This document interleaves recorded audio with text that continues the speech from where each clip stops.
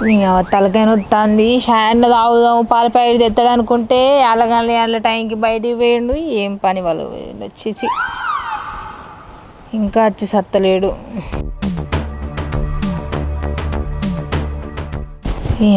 దయాలు తిరిగి రాత్రి వస్తాడు తెల్లారక ముందుకే పోతాడు అసలు ఏందో ఏమో ఏం అర్థం కాదు. అక్క అక్క ఏంటిదిరా? చిట్టి పైసలకు పంపింది అమ్మ. చిట్టి పైసలా? చిట్టి పైసలు ఎక్కడిరా? ఏమో లేనను నీకు కడతా అన్నారట కదా. ఎవరు చెప్పి నీకు కడతామని? ఒకటి తక్కువ ఉండేది మా బతుకులకు. అగో బావేమో అమ్మ దగ్గరకు వచ్చి బతలాడి నేను చిట్టి ఎత్తా అన్నాడట. అగో చిట్టి కడతా అన్నాడా? నెల నెలకు పైసలు కట్టేది కాదేనా? మీ బావ కడతా అన్నాడా? అదంత ఉత్తి ముచ్చటనే నాకు తెలుసు కానీ పోయించాలి. లేదా నిజంగానే అన్నాడు. 7 గంటలు వీక్ కడతాడట పైసలు. మరి ఏమో 1,00,000 రూపాయలు చిట్టి అయితే కట్టుకుంటా, నెల నెలకు సిన్సియర్ కట్టుకుంటా అని చెప్పిండట అమ్మతోటి. అబ్బో మోతవారి, నెల నెలకు సిన్సియర్గా కడతాడట? ఏం పని చేసి కడతాడట?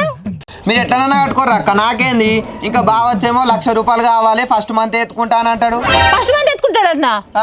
అది ఇదా మ్యాటరు. ఇంకా మీ అవ్వ కొడుకులకు అర్థం కాలేదా?